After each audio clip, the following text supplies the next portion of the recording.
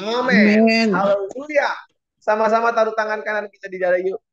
Sama-sama bilang sama saya, hanya Yesus yang layak disembah.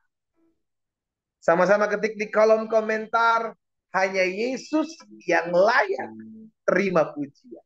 Saudara yang dikasih dalam Tuhan, kita bersyukur. Kita memuji Tuhan dalam setiap keadaan, karena kita tahu apapun keadaan yang kita hadapi, Allah bisa pakai untuk mendatangkan kebaikan dalam hidup kita. Iya kan? Kita percaya karena bukan melihat. Kita percaya karena kita beriman. Itu sebabnya kalau hari-hari ini kita masih bisa memuji menyembah Tuhan di dalam tekanan hidup, di dalam tantangan hidup, tapi kita masih bisa bersuka cita menyembah Tuhan, itu anugerah. Sama-sama bilang sama saya, itu anugerah. Amin. Ada banyak orang-orang di luar sana sudah dikasih dalam tekanan hidup sehingga tidak lagi bisa memuji menyembah Tuhan. Namun kita bersyukur ketika kita memulai hari ini bersama-sama dengan Tuhan. Kita diberikan kekuatan, bangun pagi. Betul masalah masih ada. Betul tantangan hidup masih ada. Tapi kita masih bisa memuji menyembah Tuhan. Tanda kita mau bersyukur buat setiap keadaan yang memang Tuhan izinkan terjadi. Karena kita percaya apapun yang Allah izinkan terjadi itu mendatangkan kebaikan buat hidup kita. Ketik di kolom komentar, mendatangkan kebaikan buat hidup saya. Tergantung cara kita memandang mas pergumulan sebagai apa. Daud mengatakan tertindas itu baik bagi. Sehingga aku belajar ketetapan-ketetapan Tuhan. Hari ini kita mau bersyukur kepada Tuhan sebab kita masih bisa memuji Tuhan. Kita masih bisa memuji Tuhan, kita masih bisa menyembah Tuhan, kita masih bisa bersyukur kepada Tuhan di tengah-tengah tangisan air mata kita karena tekanan hidup. Karena kita percaya hanya Yesus yang layak terima pujian dan hormat dan kemuliaan. Haleluya. Ambil kita sama-sama. Saudara yang dikasih dalam Tuhan, pagi hari ini kita sudah ada dalam bilangan pasal yang keempat. Bilangan pasal yang keempat, ayat pertama sampai dengan ayat terakhir. Secara khusus di pasal yang keempat ini saya akan bagikan karena ini tidak bisa dipisahkan. Sehingga akhirnya kita belajar satu perikop ini, saudara dikasih dalam Tuhan, di pasal yang keempat tentang apa yang menjadi tugas dari anak-anak Lewi, ya kan, atau bani Lewi, atau keturunan Lewi, atau anak cucu orang Lewi, ya. Tuhan berfirman kepada Musa, perhatikan di sana, perhatikan Tuhan berfirman kepada Musa dan Harun, hitunglah jumlah Bani Kehat, salah satu dari orang anak Lewi, ya kan, adalah Kehat. Ada Gersom, ada Kehat, ada Merari, ya. Dan hitunglah jumlah Bani Kehat atau anak-anak Kehat atau anak cucu Kehat sebagai antara Bani Lewi menurut kaum-kaum yang ada dalam puak mereka. Hitunglah yang berumur 30 tahun ke atas sampai yang berumur 50 tahun. Semua orang yang kena wajib tugas. Jadi memang ada tugas yang ditetapkan di usia 30 sampai dengan 50 tahun untuk orang Lewi. Supaya mereka melakukan pekerjaan di kemah pertemuan. Jadi semua keturunan Lewi atau semua Bani Lewi, semua anak cucu Lewi ditugaskan di kemah pertemuan, ya kan? Di mana ada bagian barat, ya kemarin kita sudah belajar, bagian barat, bagian timur, bagian utara, bagian selatan. Nah ini sekarang lebih detail lagi di dalamnya, siapa yang mengurus siapa, apa yang diurus, apa yang dikerjakan. Ini kita akan lihat. Ayat 4. Pekerjaan jabatan orang Kehat di kemah pertemuan ialah mengurus barang-barang yang maha kudus. Dikhususkan oleh Tuhan kepada Musa, disampaikan khusus Bani Kehat ini, keturunan-keturunan orang apa namanya, orang anak-anak cucu si Kehat ini, itu mengurus bagian ini, yaitu bagian ayat selanjutnya, ayat 5. Kalau perkemahan akan berangkat, ya kan kita tahu sistemnya knockdown gitu kan. Jadi sesuai dengan titah dan tuntunan Tuhan. Tiang awan dan tiang api bergerak maju, berjalan, maka mereka harus bongkar tenda, mereka harus mengikuti. Ya kan, kemana arah tujuan Tuhan melangkah, di situ mereka akan berkemah. Jadi urusan untuk bongkar pasang, angkat-angkat barang yang maha kudus, itu urusan Bani Kehat. Kalau berkemahan akan berangkat, haruslah Harun dan anak-anaknya masuk ke dalam untuk menurunkan tabir penudung dan menudungkannya kepada tabut hukum. Di atasnya mereka harus meletakkan tutup dari kulit lumba-lumba, dan di atasnya lagi mereka harus membentangkan selai kain yang seluruhnya ungu tua. Kemudian mereka harus memasang kayu-kayu pengusung itu, kayu-kayu pengusung tabut itu. Lagi pula di atas meja roti sajian, mereka harus membentangkan selai kain ungu tua, dan di atasnya mereka harus meletakkan pinggan, cawan, piala, dan kendi, korban curahan. Juga roti sajian harus tetap ada di atasnya. Di atas semuanya itu mereka harus membentangkan sehelai kain kirmizi, lalu menudungnya dengan tudung dari kulit lumba-lumba. Kemudian mereka harus memasang kayu-kayu pengusung meja itu. Lalu mereka harus mengambil sehelai kain ungu tua dan menudungkannya kepada kandil dan penerangan dengan lampu-lampunya, sepit-sepit dan penadah-penadahnya, dan segala perkakas minyak yang dipakai untuk mengurus kandil itu, ayat 10. Mereka harus meletakkannya dengan segala perkakas di atas tudung dari kulit lumba-lumba dan meletakkannya di atas usungan. Di atas mesbah dari emas itu, mereka harus membentangkan sehelai kain ungu tua menudungi dengan tudung dari kulit lumba-lumba. Kemudian mereka harus memasang kayu-kayu pengusung mesbah itu. Lalu mereka harus mengambil segala perkakas yang dipakai untuk menyelenggarakan kebaktian di tempat kudus, meletakkan di atas selai kain ungu tua, dan menudunginya dengan tudung dari kulit lumba-lumba, kemudian meletakkan di atas usungan. Dan mereka harus membersihkan mesbah itu dari abu, lalu membentangkan sehelai kain ungu muda di atas. Jadi detail gitu loh, dipersiapkan apa yang harus dikerjakan. Ayat 14. Sesudah itu meletakkan atas segala perkakas yang dipakai untuk mengurusnya, yakni perbaraan, garpu, penyodok, bokor penyiraman, segala perkakas mesbah itu, dan di atasnya kemudian mereka harus membentangkan tutup dari kulit lumba-lumba. Kemudian mereka harus memasang kayu-kayu pengusung mesbah itu. Setelah Harun dan anak-anaknya selesai menudungi barang-barang kudus, ya kan? Karena untuk masuk ke sana hanya khusus Harun dan anak-anaknya, dan segala perkakas tempat kudus pada waktu perkemahan akan berangkat, barulah orang-orang Kehat boleh masuk ke dalam untuk mengangkat barang-barang itu. Tetapi orang-orang Kehat ini, firman Tuhan katakan, jangan mereka kena kepada barang-barang kudus itu. Nanti mereka mati. Jadi itulah barang-barang di kemah pertemuan yang harus diangkat Bani Kehat. Tapi untuk urusan menutupi apa segala macam itu keputusan khusus untuk Harun dan anak-anaknya yang mengerjakannya. Ayat 16. Tetapi Eleazar, anak Imam Harun, bertanggung jawab atas minyak untuk penerangan, ukupan dari wangi-wangian, korban sajian yang tetap, dan minyak urapan. Ia bertanggung jawab atas segenap kemah suci dan segala isinya, yakni barang-barang kudus dan perabotannya. Tuhan berfirman kepada Musa dan Harun, perhatikanlah, supaya puak Kehat, kaum-kaumnya jangan musnah binasa dari tengah-tengah orang Lewi. Inilah yang harus kamu lakukan bagi mereka, supaya mereka tinggal hidup dan jangan mati. Apabila mereka mendekat ke barang-barang maha kudus, Harun dan anak-anaknya haruslah masuk ke dalam dan menempatkan mereka masing-masing di tempat tugasnya dekat barang-barang yang harus diangkat. Tetapi, ayat 20, jangan orang Kehat masuk ke dalam untuk melihat barang-barang kudus itu, walau sesaat pun, nanti mereka mati. Jadi, orang-orang Kehat ini atau Bani Kehat ini, sudah dikasih dalam Tuhan, itu memang dikhususkan untuk mengangkat barang-barang kudus. Tetapi nggak boleh sembarangan, ada batasannya. Sama dalam kehidupan kita, kita menerima anugerah Tuhan. Kita menerima kasih karunia Tuhan melalui pengorbanan Yesus Kristus. Tapi bukan berarti hidup kita bisa sembarangan. Bisa seenak-enaknya saja, sesuka-sukanya kita. No, ada lainnya, ada batasannya. Nah, firman Tuhan itulah ketetapannya. Firman Tuhan itulah batasannya. Sama ketika Bani Kehat ditugaskan untuk mengangkat barang-barang kudus ini. Gak boleh sembarangan. Harun dan anak-anak harus menutupi terlebih dahulu. Gak boleh ngintip. Iya kan?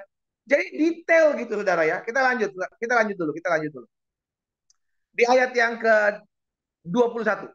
Tuhan berfirman kepada Musa, hitunglah jumlah Bani Gerson. Tadi Bani Kehat ya. Sekarang Gerson. Menurut puak dan kaum-kaum mereka, catatlah mereka yang berumur 30 tahun ke atas sampai berumur 50 tahun, yakni setiap orang yang wajib tugas supaya mereka melakukan pekerjaan jabatan di kemah pertemuan. Tetap masih di kemah pertemuan, cuman bagiannya berbeda. Ayat 24. Inilah tugas kaum-kaum Gerson dalam hal pekerjaan jabatan dan pengangkatan barang itu. Mereka harus mengangkat tenda-tenda kemah suci. Tadi alat-alatnya perkakasnya khusus orang Kehat. Sekarang tenda atasnya, tirai pintu kemah pertemuan, layar-layar pelataran, dan tirai pintu gerbang pelataran yang ada sekeliling kemah suci dan mesbah. Dengan talinya dan segala perkakas untuk pekerjaan jabatan mereka. Dan mereka harus melakukan segala tugas yang perlu berkenaan dengan semuanya itu. Seluruh pekerjaan jabatan Bani Gerson harus dilakukan sesuai dengan perintah Harun dan anak-anaknya, yakni segala tugas pengangkatan barang pekerjaan jabatan itu. Kamu harus membuat mereka kamu harus membuat mereka penanggung jawab atas segala yang harus diangkat itu. Itulah tugas kaum Gerson di kemah pertemuan. Mereka harus mengerjakan di bawah pimpinan Itamar, anak Imam Harun itu. Orang Merari, ya, Kehat, Gerson, Merari. Ketiga ini adalah anak-anak Lewi, ya, dari anaknya Yakub, ya. Itulah tugas kaum Bani Gerson di kemah pertemuan dipimpin oleh Itamar, Imam Harun itu. Anak itu 9. Orang Merari harus kau catat kaum-kaum yang ada dalam puak mereka. Catatlah mereka yang berumur 30 tahun ke atas sampai berumur 50 tahun. Yakni setiap orang yang kena wajib tugas. Supaya mereka melakukan pekerjaan jabatan pada kemah pertemuan. Inilah yang wajib diangkat mereka berhubung dengan seluruh pekerjaan jabatan mereka di kemah pertemuan. Lagi-lagi, ada di kemah pertemuan. Hanya yang diangkatnya berbeda, saudara. Yang diangkat oleh orang-orang Merari adalah papan-papan kemah suci, kayu-kayu lintangnya, tiang-tiangnya, alas-alasnya, tiang-tiang pelataran sekelilingnya, alas-alasnya, patok-patok tali-talinya, serta segala perkakasnya. Semuanya itu termasuk tugas mereka. Dengan terperinci, haruslah kamu tunjuk perkakas yang wajib diangkat mereka itu. Supaya nggak salah angkat. Karena udah ada bagiannya masing-masing.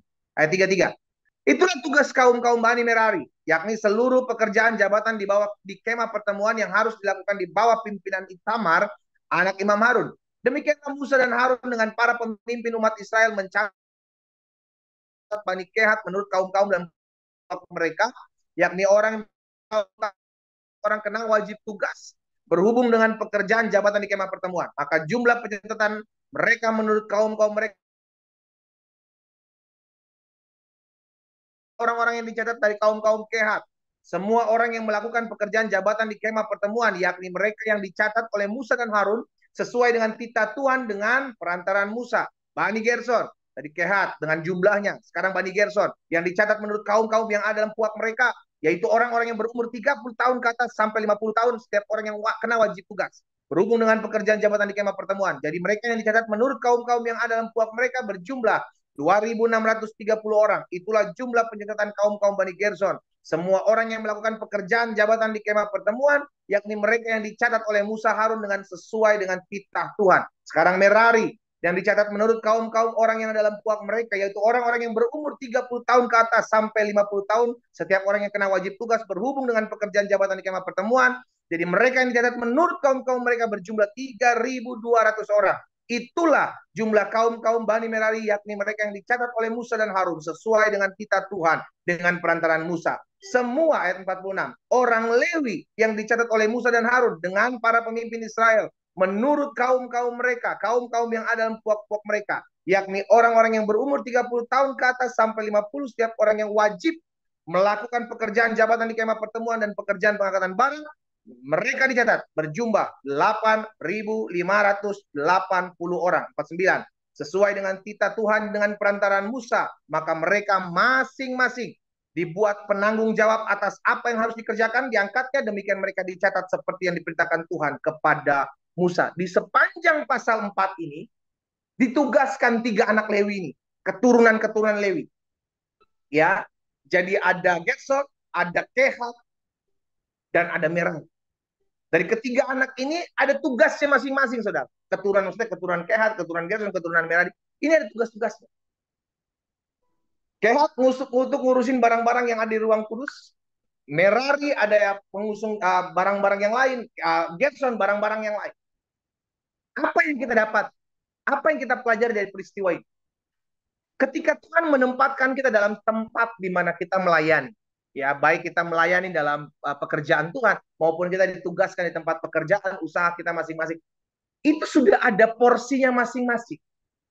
Ya, si Bani Gerson nggak boleh iri sama Kehat, Kehat nggak boleh iri sama Merari. Enak banget dia nggak ngangkat yang berat-berat, kita ngangkat yang berat-berat. Bisa aja Kehat, orang-orang Kehat ini komplain sama Gerson sama Merari. Kami ini bisa-bisa mati loh. Kalau kami salah sedikit kami bisa mati. Tapi tidak komplain karena itu udah ketetapannya Tuhan. Tugas yang dipercayakan. Mereka lakukan dengan sukacita. Mereka lakukan dengan segala sesuatu yang Tuhan sudah tetapkan. Jadi kita pelajari dari pasal yang keempat ini, setiap tugas dan tanggung jawab yang Tuhan titipkan dalam hidup saudara dan saya, jangan membanding-bandingkan dirimu dengan orang lain. Yang memang mungkin punya tugas sendiri, punya masalah sendiri, punya pergumulan sendiri, punya berkatnya sendiri. Kenapa hidup kita sering kali mandek, saudara yang dikasih dalam Tuhan? Karena ini yang sering kali terjadi. Kita membanding-bandingkan diri kita dengan orang lain. Sehingga akhirnya kita nggak bisa move on. Kita melihat enak banget ya hidupnya ya. Enak banget ya, enak banget ya. Yang dilihat tuh cuma enak-enaknya. Kita nggak lihat bagaimana ada salib yang juga mereka pikul. Inilah yang kita pelajari, saudara yang dikasih dalam Tuhan. Ketika Tuhan percayakan ada orang-orang yang memang ditempatkan Tuhan di tempatnya masing-masing, maka kita harus mengerti akan hal ini. Jangan kau membanding-bandingkan dirimu dengan orang lain.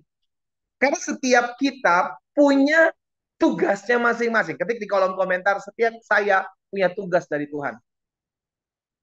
Ketik di kolom komentar, saya punya tugas dari Tuhan. Dan kita nggak bisa banding-bandingkan tugas kita dengan tugas orang lain. Lakukan saja apa yang Tuhan titipkan, apa yang Tuhan percayakan untuk kita pegang, untuk kita kerjakan, untuk kita kelola dalam hidup ini. Amin. Lakukan saja. Dengan segala pergumulan kita, dengan segala tanggung jawab kita, dengan segala kekuatan kita, lakukan. Karena itu yang Tuhan percayakan dalam hidup kita. Kita nggak bisa iri. Dalam pelayanan sekalipun, di kerja orang-orang kehat nggak bisa iri dengan orang-orang Merari. Karena mereka juga satu keturunan dari Lewi. Anak cucu Lewi. Mereka nggak bisa saling serang. Itulah tubuh Kristus. Coba kita lihat dalam Roma pasal 12 ayat 5. Ya. Roma pasal 12 ayat 5 bilang begini. Demikian juga kita, walaupun banyak, adalah satu tubuh di dalam Kristus. Ya, tetapi kita masing-masing adalah anggota yang seorang terhadap yang lain. Kita ini satu anggota tubuh Kristus. Orang percaya itu anggota tubuh Kristus. Tetapi memiliki tugas yang berbeda-beda. Tetapi lakukan saja tugas yang dipercayakan. Sebagai tubuh Kristus, ada yang jadi tangan, ada yang jadi kaki.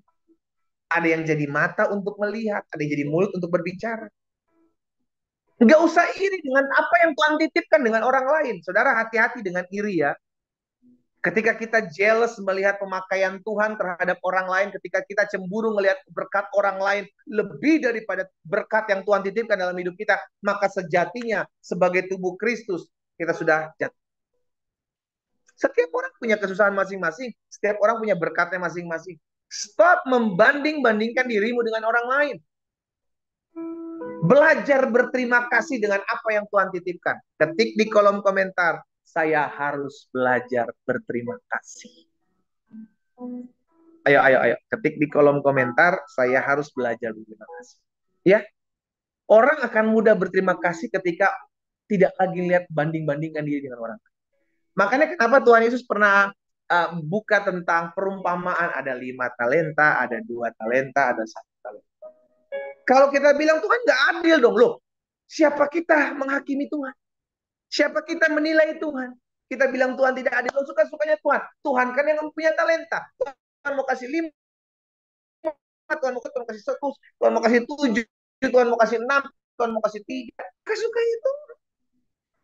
Kenapa Tuhan kasih demikian? Karena yang 2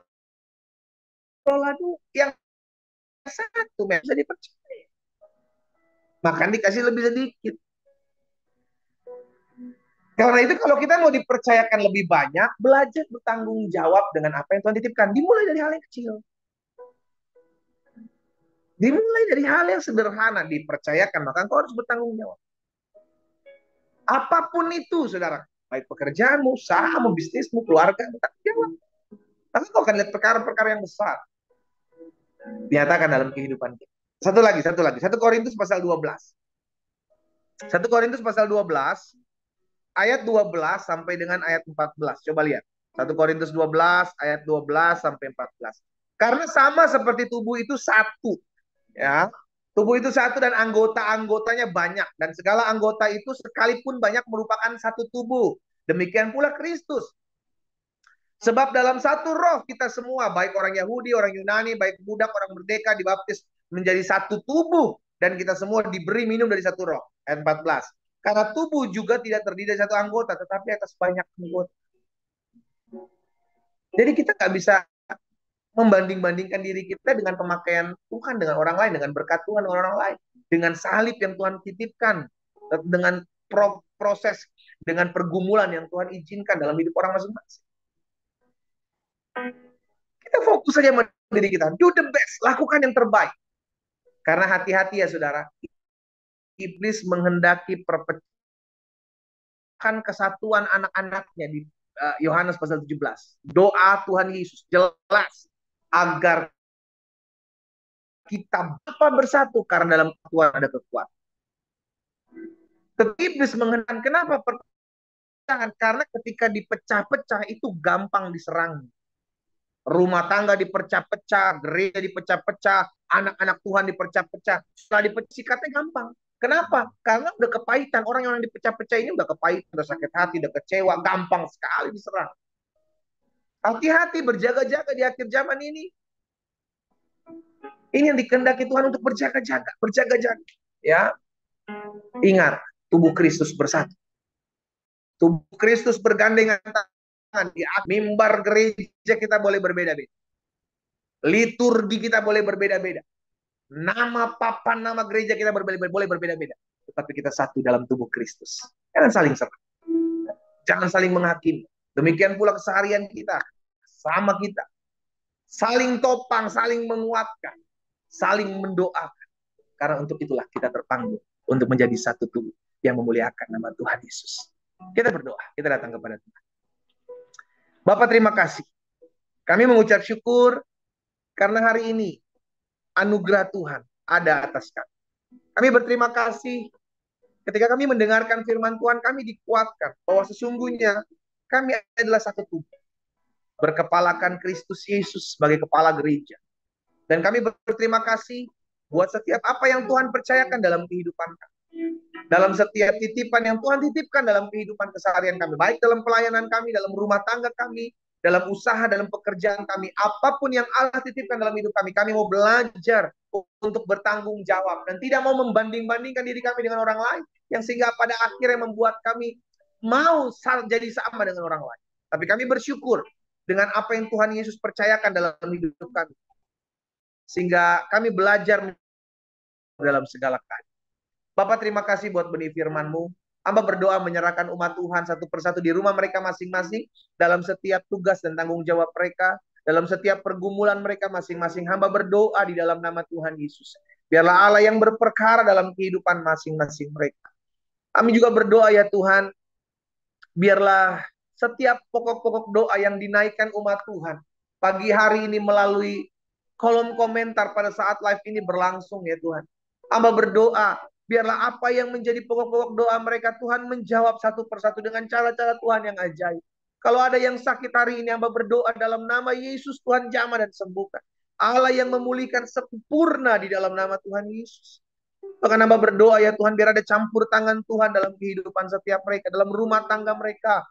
Engkau Allah yang memberkati. Kalau ada rumah tangga yang hari-hari sedang tergoncang, yang butuh pertolongan Tuhan, kami satukan hati kami berdoa di dalam nama Yesus. Tuhan pulihkan setiap rumah tangga yang ada, mengalami kuasa, mengalami mujizat, mengalami campur tangan Tuhan.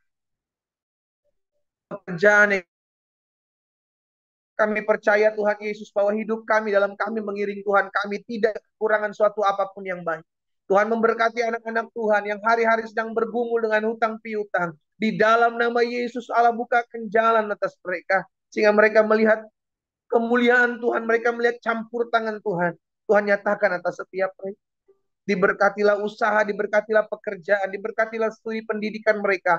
Apapun yang mereka kerjakan di bawah tangan Tuhan berhasil. Di dalam nama Yesus. Tuhan jaga hati hidup orang-orang muda dimanapun mereka berada mengikuti live doa pagi hari ini Bapak. Hamba berdoa secara khusus. Biar Tuhan jaga hati hidup orang-orang muda saat-saat ini. Kalau ada yang hari-hari ini ada di persimpangan jalan, Hamba berdoa bagi mereka dalam nama Yesus. Biar Tuhan tetapkan hati mereka untuk melangkah, mengambil keputusan yang tepat, yang sesuai dengan apa yang Tuhan mau. Hamba berdoa dan hamba ucapkan berkat di dalam nama Tuhan Yesus. Biarlah Tuhan yang memberkati setiap orang-orang muda. Dijauhkan mereka dari setiap pergaulan yang buruk. Tuntun langkah hidup orang-orang muda ini untuk tetap lebih dekat lagi kepada Tuhan. Beri hati yang mengasihi Tuhan Yesus. Beri hati yang mencintai Tuhan Yesus. Bahkan kalau di antara mereka sedang hidup, hamba berdoa. Tuhan pertemukan mereka dengan pasangan hidup yang terbaik yang berasal daripada Tuhan. Di dalam nama Tuhan Yesus, yang mengasihi Tuhan Yesus, yang mencintai Tuhan Yesus, juga mengasihi dan menghargai hidup mereka. Hamba juga berdoa kalau ada di antara anak Tuhan pagi hari sedang berdoa untuk mencari pekerjaan. Oh Tuhan, buka jalan bagi mereka. Kami percaya mujizat pasti terjadi. Kami percaya ada kuasa Tuhan. Kami berdoa di dalam nama Yesus. Tuhan buka lapangan pekerjaan atas anak-anak Tuhan. Berharap, berserah, bersandar kepada Tuhan. Kami percaya kami akan lihat mujizat. Terima kasih Tuhan Yesus. Kami berdoa menyerahkan ke dalam tangan Tuhan kota di mana kami tinggal. Diberkatilah kota kami aman, kota kami damai, kota kami diberkati Tuhan. Udara, cuaca di kota kami baik dalam nama Tuhan Yesus. Bahkan bangsa Indonesia kami serahkan dalam tangan Tuhan. Pemimpin-pemimpinnya diberkatilah oleh Tuhan. Bahkan kalau tanggal 14 Februari tinggal menghitung hari, Tuhan kami berdoa biar ada keadaan yang aman, keadaan kondusif dalam pemilihan umum nanti. Tuhan tolong, Tuhan campur tangan atas bangsa kami. Kami berdoa ya Tuhan, setiap permainan-permainan si jahat, permainan-permainan kuasa kegelapan, kuasa-kuasa roh jahat yang mencoba mengambil keuntungan atas bangsa ini. Bahkan setiap mereka pemecah belah, pengadu domba, kami patahkan atas Indonesia. Dalam nama Yesus, darah Yesus sucikan, kuduskan, pagari bentengi Indonesia. Di dalam nama Yesus, mereka yang bekerja KPU, KPUD, Bawaslu daerah, Tuhan Yesus tolong beri roh takut dan gentarakan Tuhan dalam berkarya. Terima kasih Bapak yang baik. Kami mengucap syukur buat pagi hari ini. Kami mulai hari ini bersama dengan Tuhan. Kami akan lihat kuasa dan anugerah Tuhan melingkupi kami. Apa yang kami kerjakan dibuat tangan Tuhan berhasil. Berkat-Mu ada atas kami semua Tuhan. Sepanjang hari ini kami hidup memuliakan Tuhan. Sepanjang hari ini kami melakukan firman Tuhan. Sepanjang hari ini kami mau bersaksi, memuliakan nama Tuhan. Dan sepanjang hari ini biarlah hidup kami boleh menjadi berkat. Di dalam nama Tuhan Yesus Kristus kami berdoa. Bersama-sama kita katakan. Amin. Haleluya. Karena dikasih dalam Tuhan kita bersyukur. Senin waktu 9 Januari. Tinggal menghitung hari kita menyelesaikan bulan Januari. Karena itu tetap setia, tetap andalkan Tuhan. Tetap gantungkan pengharapanmu kepada Tuhan. Dan ingat, kerjakan apa yang menjadi tugas dan tanggung jawabmu yang Tuhan titipkan. Stop membanding-bandingkan dirimu dengan orang lain. Karena dengan demikian kau sulit untuk bersyukur. Tapi ketika kau bersyukur untuk menjalani hidupmu dengan apa yang Tuhan titipkan, maka hati kita akan dipenuhi dengan ucapan syukur. Doa saya menyertai kita semua. Kita kembali ketemu besok pagi jam 4.30 waktu Indonesia bagian Barat. Melalui TikTok Live, Instagram Live, Facebook Live, dan Zoom. Doa saya menyertai. Tuhan Yesus memberkati. Shalom.